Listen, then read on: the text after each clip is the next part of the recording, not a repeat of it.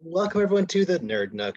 I'm your host, Evan Teague, and with me, like always, is the man who's renewed for at least 3 more episodes of the podcast, Noah Bailey. Hopefully more than 3, but we'll see. So today, there is, well, over the past couple of weeks, there's been some like weird double speak when it comes to Spider-Man stuff in the MCU in the future. Like obviously, we know that with that Venom after credit scene, that was like kind of implying that he'll maybe come into the Sony Spider-Verse or vice versa. Tom Holland being like, I don't know if I want to be Spider-Man when I'm in my 30s. Them being like, oh yeah, this kind of think of No Way Home as like the end of an era, the end of this trilogy. But Kevin Feige being like, no, we're going to keep Spider-Man. And so like, there's a lot of different things kind of happening kind of in the lead up to No Way Home. But today, Amy Pascal and Kevin Feige confirmed that the MCU Sony partnership will continue, and Tom Holland specifically will be given a second Spider-Man trilogy. Ooh. So good. This is dope. Like, yeah, more Spider-Man movies. Like, this is awesome. Like, we'll see how it goes with, what repercussions from this upcoming movie might send it to. Maybe it'll become more apparent why. Maybe not. We'll see. But also, yeah, 3 more Spider-Man movies, more Tom Holland Spider-Man. Sure, go for it. Yeah.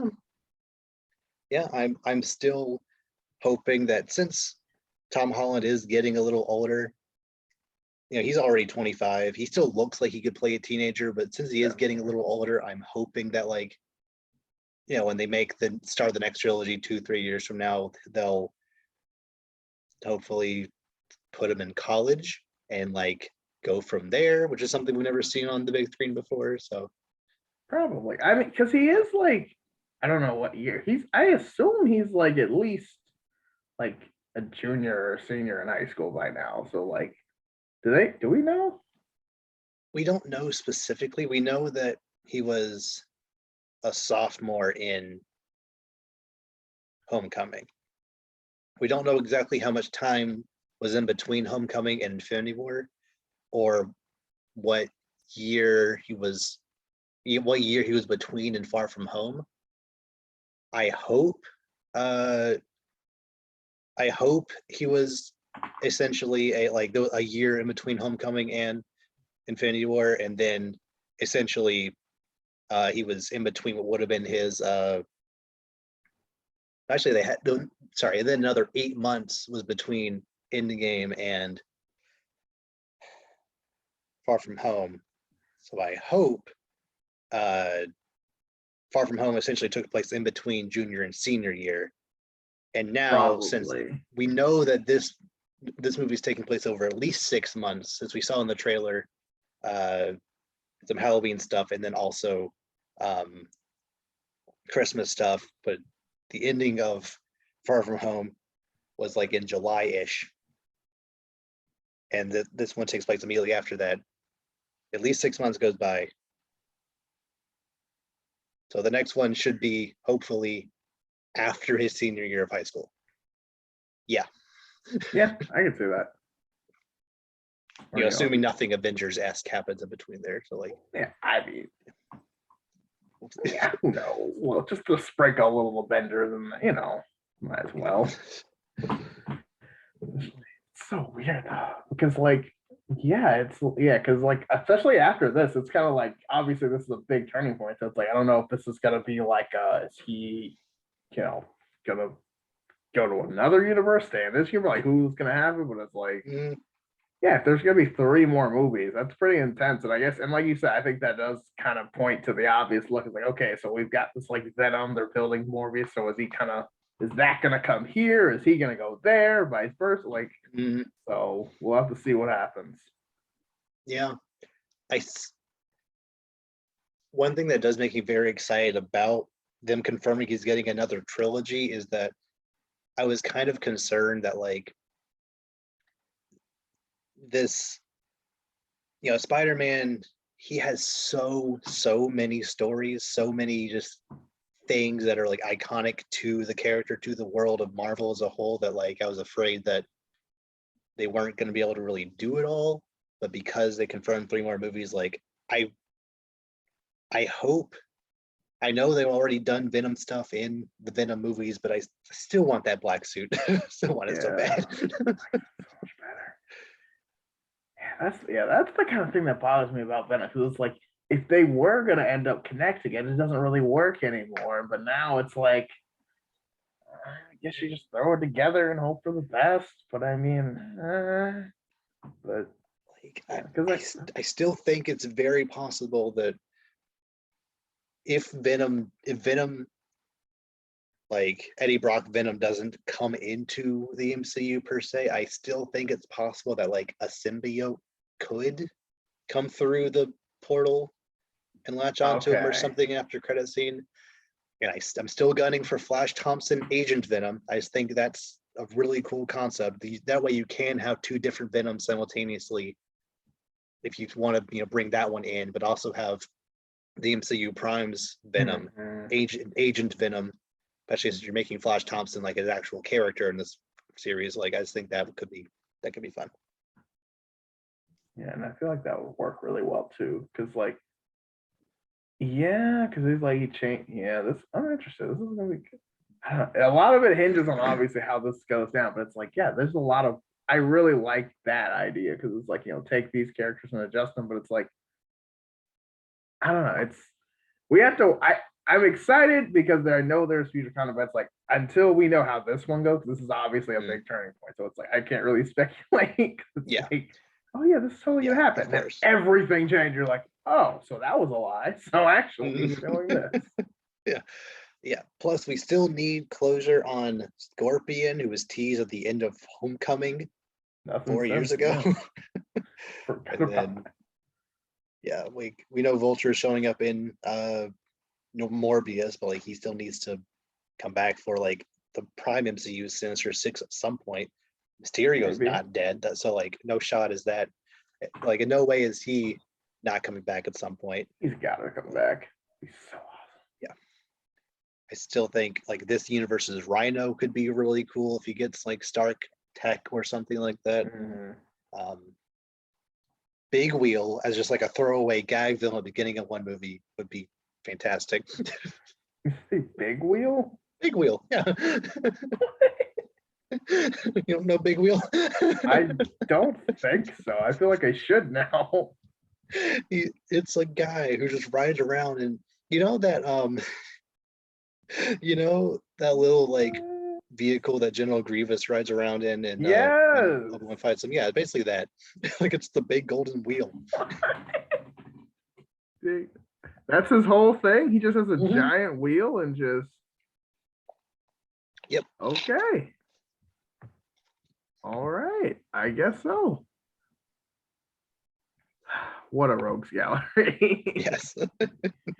Some characters super complex. Other characters, not so much.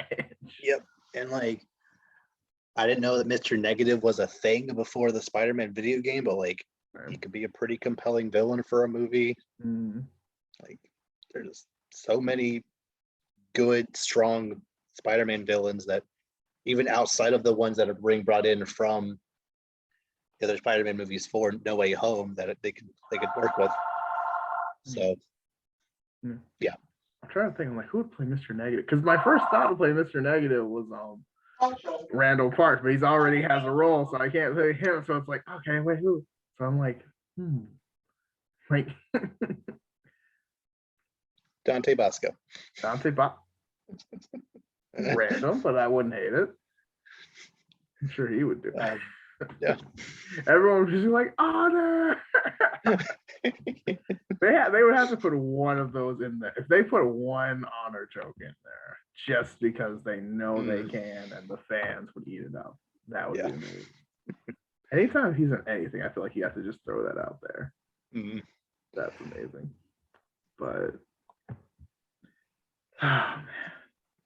him like confirming to be in at least 3 more Spider-Man projects also basically confirms that he's going to stay around for more Avengers stuff. Woo. That was another thing that people were kind of concerned about. It's also interesting that they like specified Tom Holland is getting another trilogy. Like they're not saying MCU Spider-Man will, essentially saying Miles isn't happening yet. But I think like, Spider-Man 3 of the second trilogy will probably introduce Miles. Probably, yeah. Yeah. Although Miles Morales. We're almost there. But then again, I mean, we're already kind of doing an Into the Spider-Verse, so to speak. So I mean, or are we? I don't know. I swear, we're gonna be all hyped. That's not even gonna happen. We're gonna be all sad. It's so funny. It has Everyone's to. gonna, It I literally has know, to. but that's the thing. It's like now, like if they don't though, like we everyone's gonna be. saw the lizard getting punched by nobody. I know. It was very poorly edited. I know, but still, Mhm. No, I'm just kidding. It's good. Let's totally get that. There's no reason for like people ask Andrew Garfield, and he's like, I can't confirm or deny that. I'm like, if you weren't in it, you could just be like, no. No. So like, I feel like the fact that you had to make a cryptic statement says everything it needs to say. Mhm. Like Disney got to him. He's winning. Mhm. Kind of like on this note of new Spider-Man trilogy, it's been confirmed that Michael Keaton's Vulture is filming something for some secret project. That's the story. Okay. I just don't even get that story. I don't know what he was doing, but Michael Keaton was doing something for Vulture. Yes.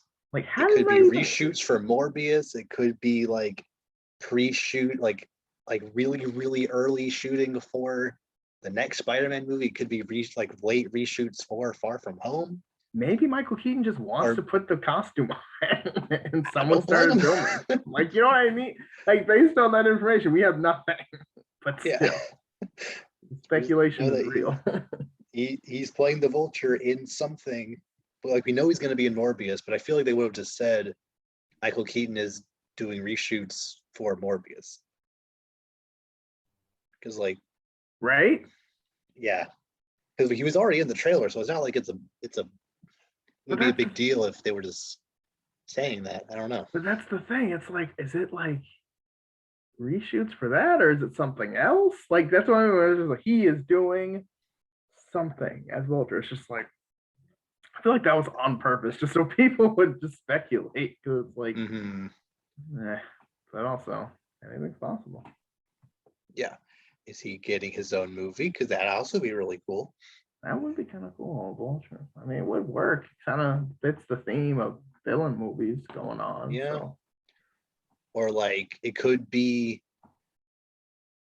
more. Honestly, I think if I had to like put money on something, I think I wouldn't be surprised if Sony jumped the gun and went ahead and went like, okay, we're doing Sinister Six as a Sinister Six movie. The movie is called Sinister Six. That would be kind of awesome. Although, kind of would be, but also, what's the point of it? Like, unless Spider-Man was the antagonist. Yeah. Of a Sinister Six movie, that seemed a little odd. Yeah, that too. But still, like, maybe it's not like a sin. Well, that's the thing. Maybe it doesn't start as a Sinister Six movie. It's like, what if they kind of like, you know what I mean? What if like it's a Vulture movie that kind of turns into a Sinister Six movie? You know what I mean? Yeah, I'd be okay with that. Like, it's still not as good, but I mean, would you rather them just set it all up off screen and then just throw in I mean, as you know, I'd rather the Sinister Six be set up in the MCU first and then come together, culminating in like the end of a trilogy, like this MCU and Sinister Six all come together to fight Spider-Man. That's true. Like it's hitting a lot them of both. Villains, though. Okay, but if they're set up beforehand, who cares? He said, "And."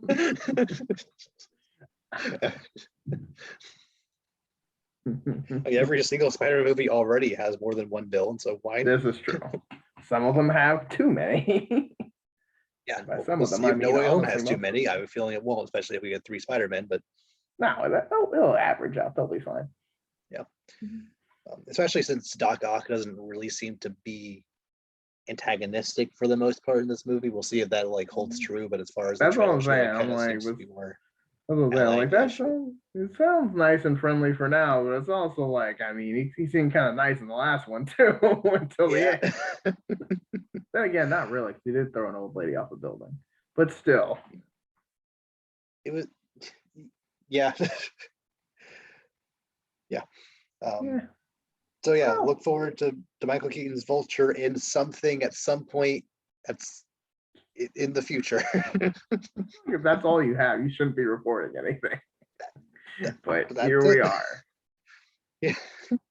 Something that was also announced in kind of in the same vein, that's even less of an announcement, kind of. Apparently, Kevin Feige is working with Scarlett Johansson on a non-Black Widow secret project. Like a movie that Scarlett Johansson will be producing for Marvel that's not Black Widow. That sounds like a lie.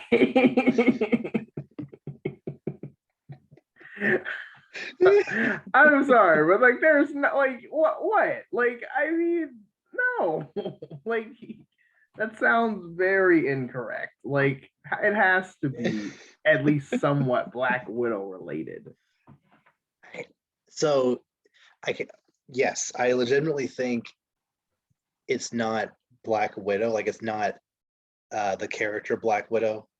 Why can't it Natasha? I think it's either a Elena focused movie or a Iron Maiden movie, or Okay. or something like that, or like a Red Guardian movie, like something In that realm. Yeah, something from her movie. They're getting their own movie or show or something like that. Yeah, it's probably, and I would say Elena related, definitely. But like, yeah, like you can't just be like, oh yeah, we're working with Scarlett Johansson, who's played this character for more than 10 years. Also, it has nothing to do with this character. It's like, doubt. Don't know about that. I don't see that working out. But then again, I mean, maybe not, but come on now. I mean, assuming this is true, it's good to know that Scarlett Johansson has no bad blood with Kevin Feige specifically. Well, yeah, because I mean, it wasn't his fault, because he was like, what the heck, guy? Yeah. And she eventually got paid, I think, 40 mil, like a decent amount out for settlement. So right, it wasn't the full amount, but it was enough where it was like, okay, at least you got like more money than they originally were trying to give you, which is still kind of like, yeah. Hey, you gotta shortchange the star of the movie. That's kind of not cool, especially when it's supposed to be her, like, you know, her movie, her send up, and then you're just like, oh no. But it's like, come on, like you can't afford the couple million for your multi-billion-dollar enterprise, but you know. Yeah, like I know that that like Hollywood is just a bunch of contracts. I get that. But can you really be like, the contract says we have to pay you only this amount? Like, no, no, that is the money we made on Disney Plus. It was not written in the bylaws. Any money made on a different revenue stream doesn't count towards the amount we pay you. It doesn't say that. So we gotta. It doesn't say specifically that doesn't apply. It's just that was never mentioned anywhere in the contract. We're just going to assume you don't want that money, so it's ours. Don't want that money. I swear. Yeah, but anyway. Hopefully, at least, whoever pulled the stunt with Disney, who maybe she still has issues with, but at least, Kevin Feige, Russo brothers, whoever, like they're still cool, which is important. Yeah, I'm kind of curious how contracts work for the shows. Like, how much did Elizabeth Olsen, Sebastian Stan, Anthony Mackie. Like, how much did these people get paid for their Tom shows? Hiddleston. Yeah. Yeah, because there's no like, there's no monetary, like, there's no number you can attach to this show made this amount of money for Disney, at least that we can see. Well, maybe they assign like a certain dollar amount per like person viewing, I guess, and then just kind of use it as a equation to, I don't know. Yeah, or what I would think, but then again, I kind of hope it's essentially like you get paid this amount per episode. Yeah, probably. You get bonuses for per view, but like I hope it's this flat rate per episode. I think that makes more sense. I feel like that'd be better too, especially going into the project too, because it's like you don't want to be working on this and then it's like, oh, sorry, nobody watched it. You don't get any money. It's like, okay, you're still promised this amount, but there's an incentive as well if it does really well. That I like more. Yeah. Which speaking of which, what did you think of the first two episodes of Hawkeye? I know it's okay. Like, you know what I mean? It's very like it's about what I expected. Like, again, yeah, it was kind of like not great, but like not terrible. It's just kind of something to watch. There was a couple moments that I thought were funny, a couple moments where I'm like, this is stupid. And and some moments where I was like, that's not how you handle that situation, but okay, it's too late now. But overall, I feel like it's okay. I'm beginning to like the dynamic between the two of them. I thought it'd be a little more witty and fun. I feel like it's gonna grow that way. Right now, it seems kind of just like annoying kid following me around, kind of. And then it's like, but it's kind of just going. And again, I like Jeremy Renner a lot, so like I'm fine with it because he's kind of just doing his own thing. But yeah, I can see why other people aren't super excited about it. Yeah, like I said, it gave me pretty much exactly the feeling I thought it would. Like I wasn't going into this with like super high hopes. I was like, hopefully it's at least as good as Falcon Winter Soldier, which is still good, but like right now on the bottom of the show so far, but like still pretty good. But even if it's not that good, it's still going to be a Marvel project. With some characters we already know, some new characters that might be bad but could grow on these or good out of the gate. We're not sure yet. And like Kate Bishop as a character, like I think she will grow on me, but right now I know they contextualize this by showing in like the opening montage credit sequence of like her training throughout her life in like different martial arts, but like it kind of feels like the show is just like, oh yeah, she's good at things. Here's her being good at things, even though she's never really been in a real fight in her life. She survived this, these goons, these like 20 goons running at her, shooting at her. Yeah. And she beat them all up with, I don't know. I just couldn't suspend my disbelief enough. Be like, yes, this 20-something-year-old girl who sure she trained in different martial arts, but like these people have guns. She's never trained to be in a gunfight before. Right.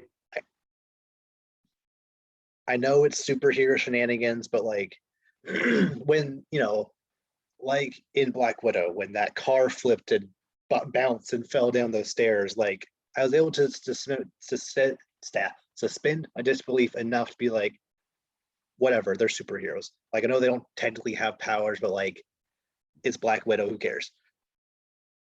She's been doing this for over 10 years now, so I can accept that. But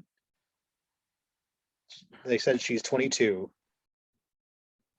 and this is her first real fight, first real gunfight. I don't know, that just kind of rubbed me the wrong way. I either wish there was less goons or the goons didn't have guns or something, but or she struggled a little more. I don't know. Do you kind of get that feeling? Yeah, kind of a little, even though it was like shown, it does feel a little Mary Sue-ish a little bit, Mhm. which is definitely going to be annoying. But it's also, I guess, one other thing is like there is only like what 6 episodes. They can't just kind of make her a scrub either. So they kind of, I Yeah. think they're kind of just like, oh no, she does this all there because they have been really trying to like. I've been doing this since I was a kid. I got my black belt at 16. I've been fencing since I was five. All that they're really trying to hammer home. No, she does this like a lot, but it's also like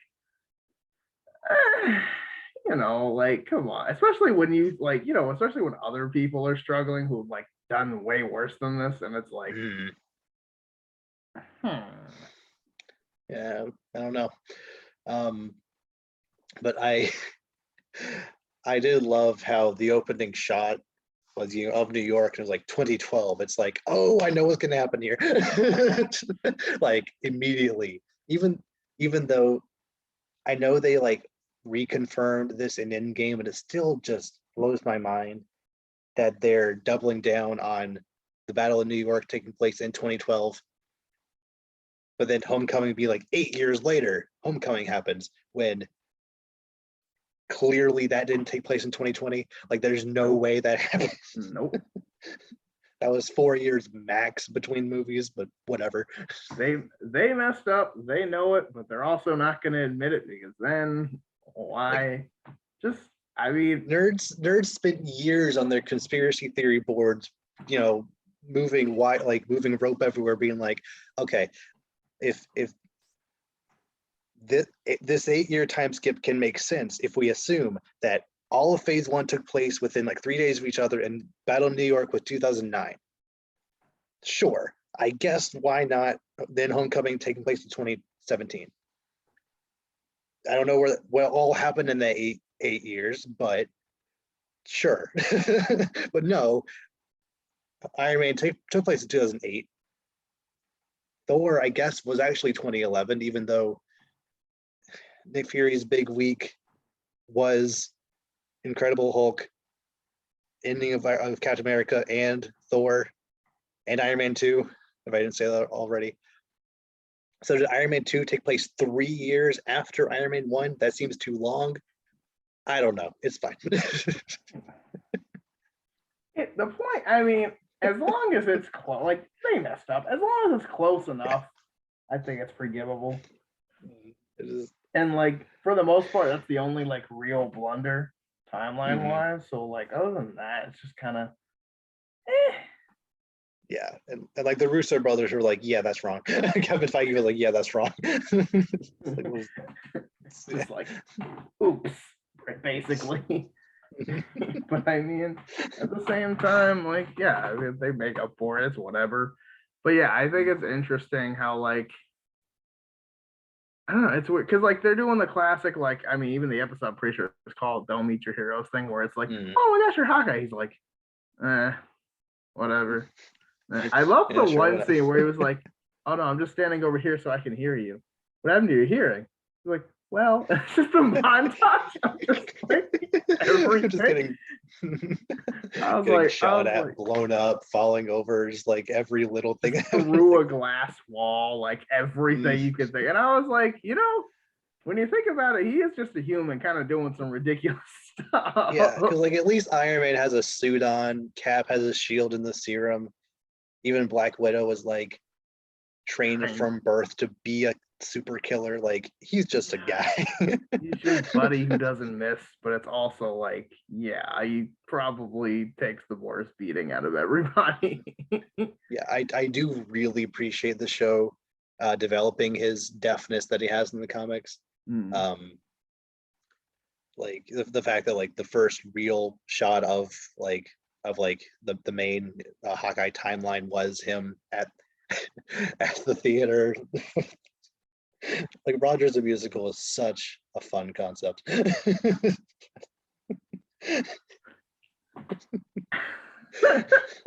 And him just like casually turning off his hearing. Yeah, which is a real thing. I know people have done that before. Yeah, like they didn't. I love how they didn't like really make a big deal out of it. They were just like, yeah, he's like at least partially deaf now. This is what's happening. Go with it. Like they didn't make a big deal of like, oh, I can't hear now. What's happening to me? Like, no, like it's probably something that he's been dealing with for a while now. Right. The MCU just didn't really have time to like show it and didn't really need Explain to, his but now we deafness. know they can contextualize other things, and I think that's fine. Yeah. And I like how they, again, like when they brought it up, they didn't have to make a big long time. Like, what happened to your hearing? I was an Avenger. Like, Yeah. that's pretty much it. You know what I mean? They don't have to explain Surprised it. it's only my hearing that's gone. Like, Right? It's like, I should also probably be dead at this point, but here we are. But yeah, especially with like all the, yeah, like that's, but no, I really like that part. I also like, he's kind of just, I like his personality. He's kind of just done with everything. He just does not care anymore. He's just like, I just kind of want to go home. He does not care. I don't know. I will say though, the one part with the like, what is it, fantasy acting out or whatever, I don't even know what that is, but you know what I mean? Like the part in the second, the what? the like where he's doing like the role playing thing or whatever with all the people. You know, with like we have to get the suit back. Right. Yeah. The Yeah. LARPing. Yes. Yeah. Whatever. Yeah. I did not know that was a term. I didn't know that was a real thing. I was like, what? I thought that was fun. I mean, it was fun in like a way where he just kind of just like, oh, okay, what? Like the fact I'm like, the thing that bothered me is like, as much as this is fun and I get they're doing it for the show, I'm like, in a real situation like that, you would not do that. Like, you're an Avenger. You can kick the crap out of all these guys if you really wanted to and just take it. Like, and he did, but like, you know, because he is a hero, because he is like, I don't know, like I mean, it was technically like, you know, him wasting time, but like it's still like, if I, you know, looked up to, you know, if Avengers were real and like Hawkeye was for some reason my favorite Avenger, and he showed up and he let me beat him in a fight, I wouldn't shut up about that for 50 years. Like every single person. That's like true. Right now, if ever there's like an icebreaker and like, tell me one interesting thing about you, I completely brained it. Like it takes me, I have to go last because I can never think of anything even close to cool enough to actually like tell people about. If so, if I like technically beat an Avenger in single hand-to-hand combat, I would, for life. That would be the only sentence I ever say, ever. Yeah, you automatically win every story. Mm-hmm. You can put that on your resume, like, honestly. Yeah. He's like, oh wow, he has a master's. Yeah, but this guy beat Hawkeye. Ooh. Yeah. I swear. Not in archery, but I still technically did best him in combat. I mean, besting him in combat would still be pretty insane, I would think. So like, yeah, you know, but yeah, I mean that's true. I know. I guess I was just thinking of the mindset of like, I don't have time for this because I don't know. But like I was thinking if I was Hawkeye, I would have been very annoyed.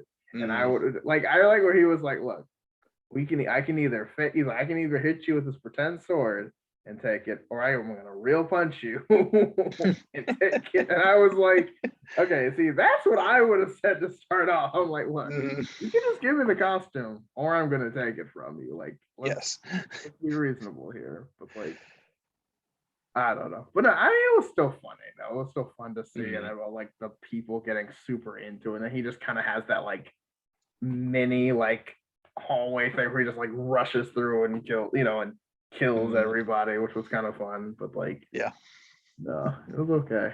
And then yeah, like obviously I'm gonna keep watching. Like I do generally like most of the characters for the most part. Like some of them are a bit annoying, or like I think will grow on me, but right, or you know, right now they're not like fully doing it for me, but I think they The obviously super evil guy with the mustache. Oh my goodness. Oh my goodness. I I don't understand his character at all. It's so over the top. It's not him. Like, you know what I mean? Like, it's like it probably is, but also I wouldn't be surprised if it is. No,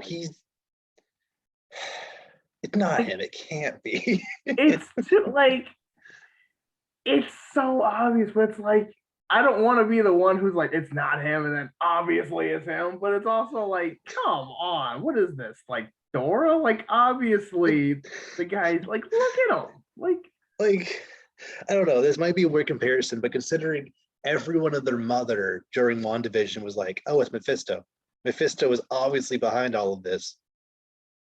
The show was even like kind of dropping hints that it probably is, but never ever told us, and then it wasn't. And now that the show is telling you this guy is a bad guy, I can't believe it. Yeah. Yeah, the misdirection. It's like they're telling you, no, it's this guy. And you're like, I don't know. It's I think it's the mom. I'm not gonna lie. I'm not gonna cap. I think it's her. I think it's her mom. Yeah. Sure, why not? I mean, she's the only other real suspect, I feel like, and I feel like the only reason she isn't considered is because it's the mom and she just trusts her, which I'm like, well, that's the obvious reason that's probably her. So like, we'll see. Plus, who knows? I don't know. Maybe it's not. Yeah. Maybe it's or I don't know. It could be someone else entirely. We don't like. That's kind of what I was thinking. It's probably someone we haven't even met yet either. But I mean, could be someone connected to Echo who showed up at the end of that episode. It could be Yelena's rumored to show up at some point in the series. She could have done it, I guess. I don't know. I mean, yeah. I mean, well, at the end of like the after credit scene, she's supposed to be going after Hawkeye, right? Because he killed Natasha, which I'm like, A, incorrect. B, like he didn't want to. I didn't really. She kind of killed herself. And I think Val knows that. She's just trying to get a rise out of Yelena. Yeah, I know, but I mean, I don't know. I'm excited. I like Val's character. I'm excited. Plus, I think I love Julia Louis-Dreyfus. Yes, I can never get the three names. Every time someone has three names, I always mess up. I can't even. Just like it took me forever to get Jason Gordon-Levitt or whatever. But you know what I Joseph? mean? See. This is what I mean. I always mess up one of the three names. I always mess up one of the, and that's what I mean. I can't. If it's three names, I can't do it. If it's one name or two names, it's usually fine. But when it's three names, because the three names throws me off. I don't know why. It just does. But it's like Jason, like he doesn't like you know what I mean? Like, but anyway, yes, I'm excited to see Val's character more because she seems really cool. But anyway, that probably won't happen in this show. I don't know when she'll show up next, but it might. Yeah, might be. Like, I don't know who exactly will show up throughout. Like, it's rumored that Kingpin will show up at some point. That is also true. Yeah, that'd be awesome. Yeah, and with Daredevil rumored to, or at least Matt Murdock to show up in No Way Home, like him just kind of casually being in Hawkeye, like, why not? Kind of adds up. I mean, you kind of forget because, like, I mean, it is Marvel, so everyone's in New York, which you know makes sense, but also really doesn't. But again, sure, why not? Yeah, so New York is a big place. Like, why not have 4 people protecting this little square? Yeah, just have everyone here, just like all the villains, all the heroes, and everything. So, like, you might as well. The Punisher could show up at some point because why not be? That could be that like he's not technically a member of the Defender, so why not have him a part of the Dark Avengers or the Thunderbolts? Why not? Yeah, or just doing Punisher stuff. Like, you know, whatever he wants. Yeah, like he doesn't even have to. Yeah, who needs a reason? I'm just going. Like, I swear it'll be awesome. But yeah, Hawkeye looks good so far. I'm excited to see where it goes. But yeah, I like it. Yeah. Yes. New episodes this Wednesday. And that'll end the week before Book of Boba Fett starts. So sweet. So yeah, it's that time of year again where boy. I'm gonna have you sit there and listen to me talk about Pokemon for 30 minutes. Okay. Okay, cool. So, as you may or may not know, Pokemon Brilliant Diamond and Shining Pearl finally released 2 weeks ago. Yeah, 2 weeks ago. And in the lead up to these Pokemon games, it seems like every single Pokemon game since the Switch launched, even kind of before then, every single Pokemon game has had like compounding controversies on top of it. Like every single game has had more and more just like bad press and just like bad vibes from the community going into it. And then once they come out, everyone's just like, yeah, they're pretty good. Every single time. Let's go. Oh, the catching mechanic is weird. The art style is bad. The game is too easy. It comes out pretty good. So, Sword and Shield, the national Pokédex was cut. The game is too easy. The too linear. This, that, and the other. Finally comes out. Yeah, it's pretty good. This game. Oh, the art style was weird. Some of the mechanics are switching out are making the game too easy. You're noticing a pattern here. They're not bringing stuff over from Platinum into this game, which I'll get back to all that in just a second. But like, all of these people being like, no one should buy these games. Like, they're going to be the worst Pokemon games ever. Finally comes out. Let me guess. Pretty good. Pretty good. Pretty good. Pretty good. Everyone's playing them and being like, pretty good. So yes, like I'm not completely done with the main story yet. I am like at the door of the Elite Four. Okay. And yeah, I enjoyed my playthrough quite a bit. The art style grew on me way more than I thought it would. Like I still prefer the like character models from Sword and Shield, but I even more so prefer the like kind of halfway between like real proportion to people and like kind of chibi but also kind of not of Let's Go, where like their head's a little bigger and like they're a little stocky but they still look anime-ish. I still prefer that to the like full-on chibi that they're going for with Brilliant Diamond Shining Pearl, but the art style grew on me quite a bit. The little improvements here and there from Diamond and Pearl, I enjoyed quite a bit. Like the fact that in this game, all of the HM obstacles are real quick. Did you ever play Diamond and Pearl or Platinum? No, not those. No. Okay, that's fine. That's not relevant. I'm just wondering if you had any context. So everything that you need an HM for, like Rock Smash, Cut, Surf, etc. Yeah, it's still in there, but essentially the way they did it this game is they essentially switched out the HM for a TM, and then had on the like main gimmick of Diamond and Pearl was that on the bottom screen of the DS was like essentially a smartwatch feature where you can cycle through different apps. There's like a calendar app, a coin flip app, one where you just see your Pokemon. You can check friendship. It's like there's many different things you can like do with it on the bottom screen. And the way they did it this game is essentially like in the top right corner, you can toggle on or off the same basic screen. One of those apps is essentially like activating HMs, where if there's a cut tree you need to cut, you just click on the cut tree, and as long as you've already collected the cut TM now, you don't have to teach it to one of your Pokemon. Just essentially your smartwatch calls a random Pokemon out of the wild and just like uses cut for you, which is that's so awesome. much more. Yeah, because before, in order to get through Victory Road, I believe you need Waterfall, Surf, Strength, and Rock Smash. I think that's all you need. but that's still, oh, and rock climb. Oh my god, you need strength, rock smash, waterfall surf, and rock climb. Meaning you can't just have one HM mule. You need at least one, and then one of your normal Pokemon having some other HM. Right.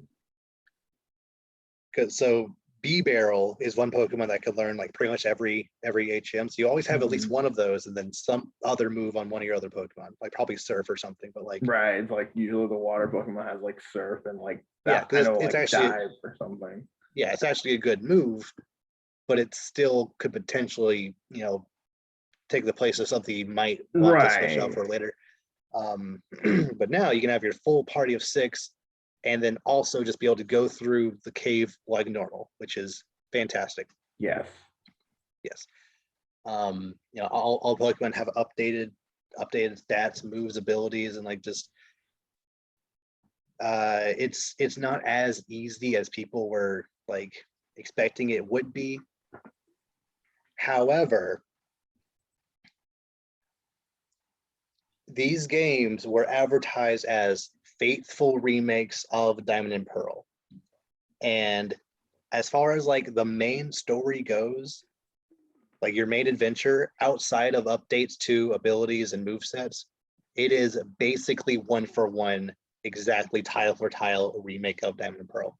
Perfect. All of the items are in the same place. All of the trainers have the same Pokemon, same levels, same everything. Which theoretically isn't terrible, except the leveling system in this game is busted. Because in Diamond and Pearl, once you got to like one of the big cities, you essentially had a branching path where one of 2 gym leaders could be the 3rd gym leader, either the fighting gym leader or the water gym leader could be the 3rd gym leader. Therefore, the way they had it set up in Diamond and Pearl, both of their strongest Pokemon were on level 30. Which Pokemon had done that before, and I didn't like it when it did it before either. But because both of them are on level 30, all the trainers on both those routes, like all the areas leading to both those, and they're not short routes either. Like there's a lot of path between, like, you know, all throughout that entire part of the game. All of them are like around the same level. So once you beat one gym leader, backtracking to get to the other gym is significantly easier because your Pokemon are now like close to level 30, if not way more than 30. So now like you're still battling level 19 and 22, just random trainers when your Pokemon are upwards of level 30, you know, 32s at this point. So by the time you get to the other gym leader, you just stomp them because, you know, because they're both in level 30. Whereas Pokemon Platinum, the like enhanced version, committed to having the fighting gym leader be first, and then the water gym leader. So the water gym leader was properly leveled. So when you got there, they were on level 37, which was actually like where you would be then. This wouldn't be as big of a deal in Diamond and Pearl remakes if the experience share was also busted, because ever since Gen 6, if you had the experience share on, your entire team gets half the experience from any given Pokemon you fight. In previous gens, it's just any one Pokemon holding it will get half experience. Now it's just like all your Pokemon get half experience. And then in Gen, I guess technically in Let's Go, but then it carried over to Gen 8, you can't turn it off. There's no way to turn off experience share. So every single battle you partake in, all your team gets experience. Wait, you can't turn it off? Correct. Uh-oh. It wasn't a big deal in Sword and Shield because the game was balanced around that. So like I go through a route, like let's just say I beat the 3rd gym leader, he's like on level 30. I go through the next route, and the next gym leader is like level 34, 30, it might be 36. Like the next gym leader is like reasonably leveled for that point in the game. Because they changed nothing about Diamond and Pearl, by the time I got to the fighting gym leader, who I chose to be the 3rd, all of my Pokemon were already over 30, level 31. Like I was skipping trainers too along the way. I wasn't catching much, which was also good experience. Already by the fighting gym leader, they were all already at level 30s, 31. Yeah. So then by the time I got down to the water gym leader, they were like close to 35s, and his strongest is on level 30. And then this doesn't really like, and so then from that point on, every single gym leader from then on, I'm just super over leveled for. Right. Which is kind of okay since the Elite Four is actually the strongest Elite Four. I don't think in any game, but like they're the champion strongest in level 66. I'm definitely not going to be that high by then. Dang. Yeah. Still though. Yeah. And Diamond and Pearl were never hard games outside of the Elite Four, so it wasn't a big deal. It just definitely felt like they could have done something to make the progression a little, I don't know, like even just like committing to having the fighting gym leader be third, the water gym leader being fourth, committing to that, having the water gym leader be level 33, that would have made it just a little better. At least you would have felt like there's like some kind of progression, some kind of challenge along the way, but whatever. But it also doesn't help that like they, since Gen 6, they've had this mechanic where if your Pokemon like you, it's a different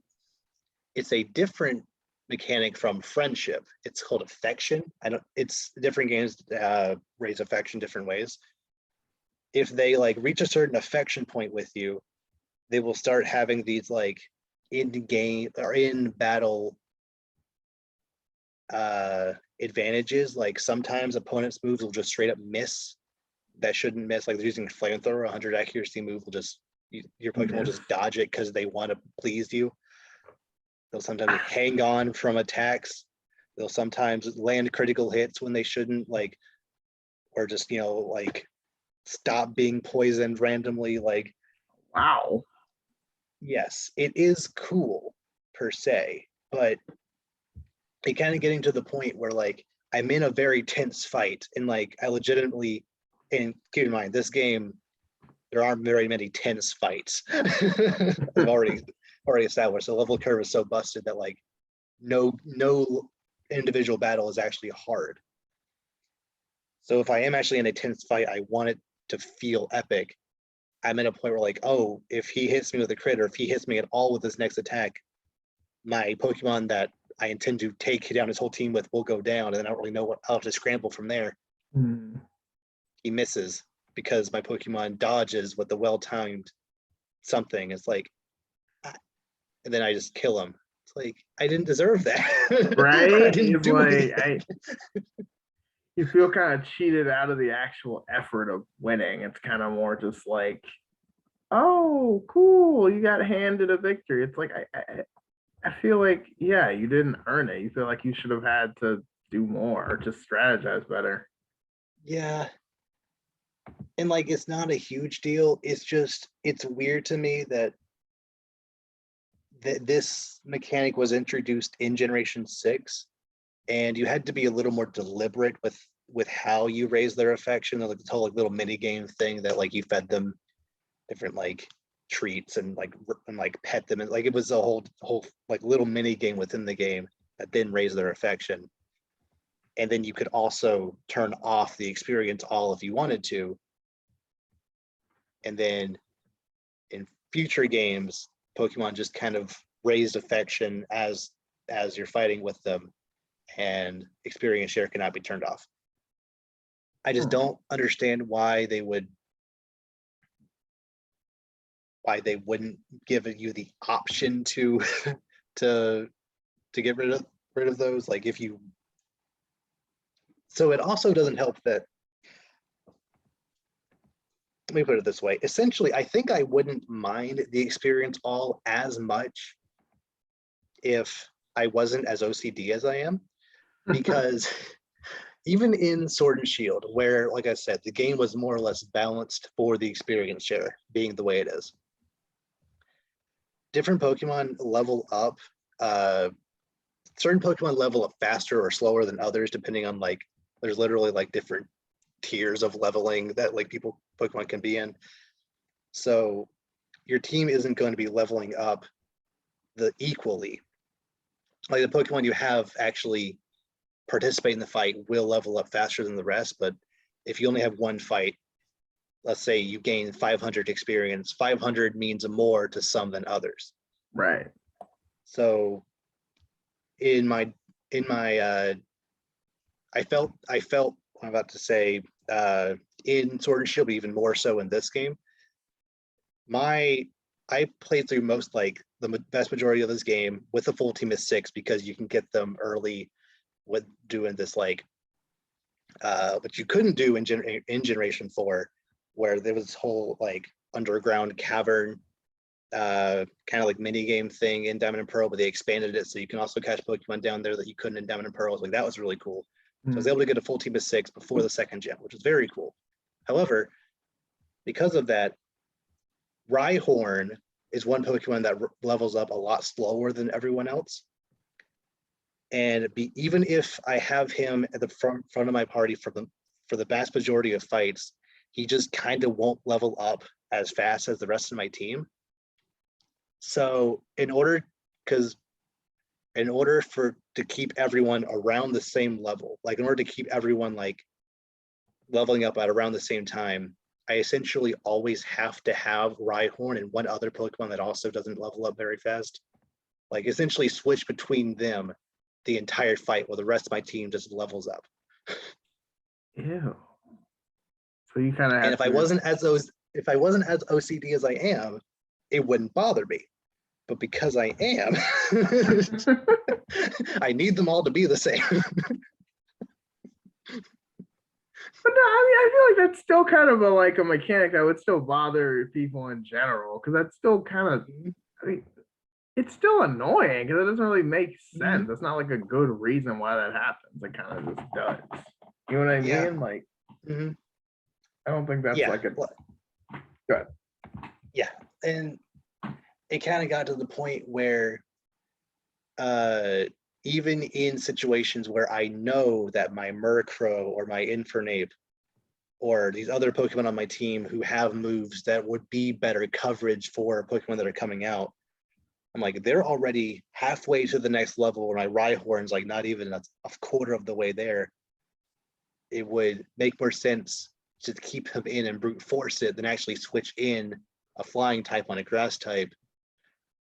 Even though grass is good against my Rhyhorn, it'd be better just to brute force it with my Rhyhorn and heal if I need to. Like, because he needs his experience. Because if I switch in my Murkrow, then he'll just be further ahead than everyone else. Right. And Rhyhorn's left in the dust. So it just, yeah. Wow. I'm having fun though. I'm having fun playing these games. I just wish that they had put a little more effort in actually bringing this generation into the modern era. I wish they weren't just like, oh yeah, we're just gonna literally tile by tile remake these games that we know you love, even though really what people mean by remake Gen 4 is they mean remake Platinum when they didn't really bring most of the Platinum features in.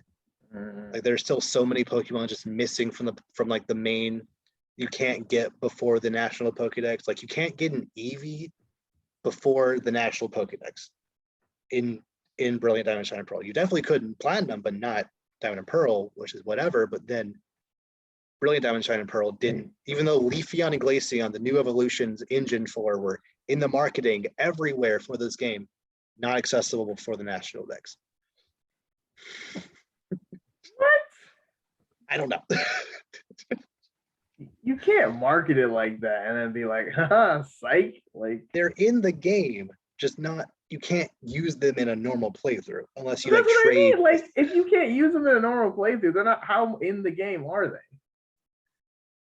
You know what I mean? Because it's like, it's like when you get it's like when you finish the game and then you get, oh, you've unlocked this. It's like, I mean, that would have been nice to have to actually use for something important, but okay. Yeah.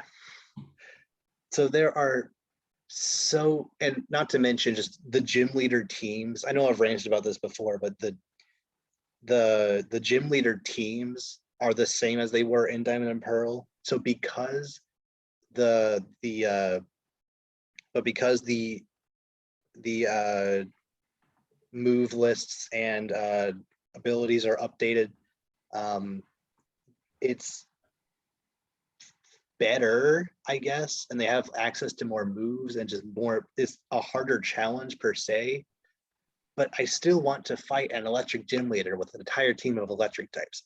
I'd rather fight a fire Elite Four member that has a bunch of fire types, not 2 fire types and then 3 random other things. It's weird. But because the Pokedex doesn't support having 5 fire types, they had to have only the 2, one of them being the starter Pokemon, which I don't love when important characters who aren't your rival have random starter Pokemon, but that's a different discussion. It's different, right? Yeah, it was a little frustrating knowing just how good Platinum is as a game, knowing just how many improvements it made over the previous games, and they decided to remake the games that were already improved on and add none of the improvements.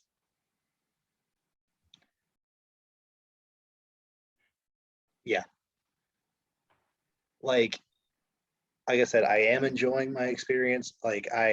If I had the drive to want to play Diamond and Pearl again, I would rather play these games because they look nicer. Obviously, they are faster to play. Like just mechanically, battles go faster in these games.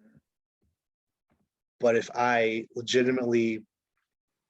gave me the choice to play through a Sinnoh game and give me the choice between playing Platinum on the original DS or playing Brilliant Diamond, even though the HM system is better, even though the gameplay is faster, I think I'd rather play Platinum. Really? Yes. Because it's like the quirky stuff just throws you off, and it's like, I mean, that's fair though, because like it's not like you know what I mean? Because it's not like Platinum was very well made, so it kind of makes sense that it's like, even if they're trying to like still hold true, but they still kind of mess some things up. It's kind of like, I don't like that. You know what I mean? Yeah, and I have played Platinum more than I played Diamond.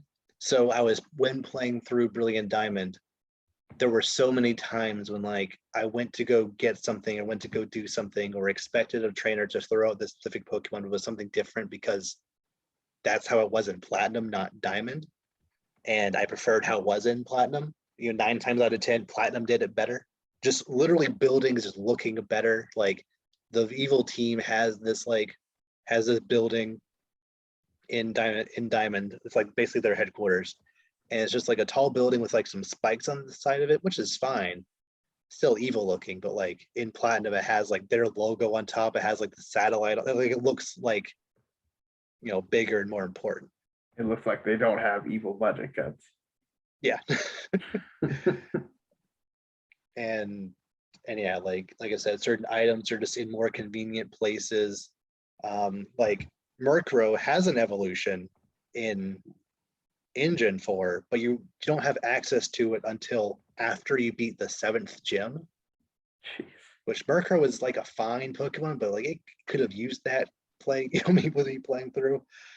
Whereas in Platinum, you get one well before the 3rd gym. So I think, at least like pretty early on, you have access to that item that you need to evolve them with. But you didn't need that by a 7th gym. It's like, if you were gonna use it, you were gonna use it a while ago. Yeah. So like I have his evolution now. I would have liked it earlier, but I don't know. Like I am really enjoying my playthrough. There apparently in the post game there are some ridiculously hard fights. Like you can rematch the Elite Four twice, and on the second time they're like level 80s. which is strong. I mean, I don't think I've ever even seen anything that high. So like, Yeah. yeah, have fun with that. Yeah, I will. Like at that point, I'm going to be Cool. glad the leveling system is as broken as it is. Yeah, you're gonna need it on level 80. Oh my gosh. Yeah. Yeah. So I appreciate them essentially giving them their platinum teams plus one extra Pokemon in gym leader and Elite Four rematch teams. I appreciate that. It's weird to me that they wouldn't have those during their regular playthrough teams, but whatever. Yeah, like I still need to beat the Elite Four, still need to do all the post game stuff. But yeah, I am enjoying them. There were just so many times like Platinum did this better. I feel like when they set out to make Gen 4 remakes, they should have considered what exactly it was about Generation 4 they liked and expanded on that, especially considering in the past when they remade Gen 2, when they remade Gen 3, they essentially remade the third game. Like they made like the like when they remade Ruby and Sapphire, they made Ruby and Sapphire remakes and then added some Emerald stuff in there too. Same with Gold and Silver. They added some Crystal stuff in there too. They didn't remake Crystal, they remade those two, adding Crystal stuff. Easily could have done that with Diamond and Pearl with Platinum stuff in there, but they just tile by tile, Diamond and Pearl. It was a weird choice. Yeah. And it's also because it's like, especially when you've done it before, it's like, why we no do this again? Like, why don't we? They made Platinum in 2009. Like that's when it released in the States. That game is 12 years old. Right. At least. Yeah. People have loved this game for 12 years. And the fact that you remade Gen 4 and it's not as good, technically speaking, I guess not even really technically, it's not more enjoyable. It's not really as good. Like I said, gameplay wise, it like literally if you were to use a fighting move on a level 100 Blissey, who has the highest HP in the entire game, in Gen 4, it takes literally 25 seconds for his HP bar to go down. Takes that long? Yeah, the way the HP system works is like literally like in every other Pokemon game, like it goes like essentially it goes down by like a percentage per second, or it's like no matter what level they're on, it goes like that. Whereas in Diamond and Pearl or in Gen 4, it essentially goes down per health point per amount of time, which is significant when you have over 700 hit points. It So takes 25 seconds for the start of your attack for when Blissey faints. It's ridiculous. 25 seconds. So you're just sitting there. Mm-hmm. It's super effective, I promise. But like so but like it might be a minute. I would for that reason alone, Diamond and Pearl are probably technically better games than Platinum, but that's the only really thing. That and the HM system is better than Platinum. Like that would be a little annoying to have to go back, especially going through Victory Road again with only 5 maybe of my party, but I could handle it. I've done it so many times before I can handle it. I mean, yeah, I don't know. I mean, I don't know. That HM system does sound like a dream come true. I'm not gonna lie. It does. Yeah. But it's just weird to me that they would consider fixing that part. They considered, hey, maybe we should update this aspect of the game, but then not any of the others. Nothing. I don't but know. Isn't that how it is a lot of the time though? Like it's like, oh yeah, like not even just books, but just remakes in general. You're like, oh, they're finally gonna fix this. How this was so bothersome with that and that, and then it's like, yeah, this one part we're fixing. But it's like, man, you really didn't go in and you only fixed a singular issue instead of the multiple issues that could have been addressed. It's like, hey, people said we listened to the people. They wanted this fixed and we did. It's like, well, did you hear us when we said we wanted that fixed too? We listened to our people. And it's like, fine, everything's I don't fine. know. But Like I said, people generally are enjoying these games. They are, playing them, and like there are people who are playing Diamond and Pearl for the first time. If this is your first time ever playing Gen 4, it is a fantastic experience. Like I legitimately 80-ish% of my complaints are the fact that it's not platinum. So, or this thing isn't like it was in platinum, or this thing is too similar to Diamond and Pearl. But if I had never played Diamond and Pearl, I probably think these are very, very fun. right. Because I played this game But I mean, dozens of like, times. but also like you said, it's not like Platinum like just came out. Like I feel like most people playing this game are playing and play Platinum too. So it kind of that argument still kind of stands, Yeah. I don't know. I just hope that the like overwhelmingly fantastic sales of these, because these games, at least in Japan, which we actually get numbers for, sold incredibly well its first week. I hope that doesn't give Game Freak any bad ideas, like, oh, we can just remake future games tile by tile and people won't care. It's like, we'll see if when they make Gen 5, if they just literally do it tile by tile and like probably a worse art style, because I really like the Gen 5 art style. I hope they don't just, I don't know. We'll cross that bridge when we get there. They're probably like 10 years away, but still, I'm a little worried. Yeah, because that is kind of the message. They'll be like, oh, perfect. We can just do whatever. And then So like, if I hadn't ever played Diamond and Pearl before, I would still probably feel like my Pokemon are over leveled, but that would probably be the only thing I would complain about. But because I have all these reservations, and I know it could be better because Platinum has already improved on it. But I'm still having a lot of fun because it is Pokemon, and because of the few things they have fixed. It's overall a very fun experience. Right. And it's Pokemon too. So it's like, I just know it can be better because it had been better before. But that's what's so frustrating, because it's like you don't even have to like come up with ideas yourself. You've seen, like, you guys had this years ago and this worked effectively and this is what we want, and you're like, oh, what's that? You want this? It's like, well, I mean, that was cool too, but like that's not really what I was asking for. Yeah. But thus is the life of the consumer.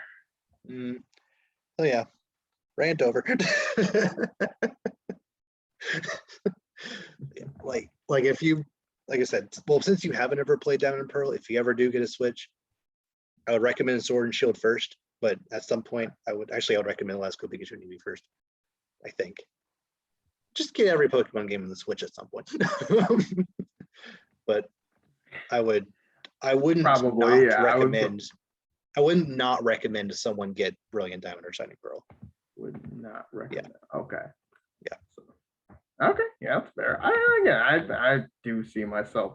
Me and my brother are planning on getting a Switch probably when we move. So we'll get that, and then just probably play Pokemon and among other things a lot. So exciting times. I'm ready. Yeah.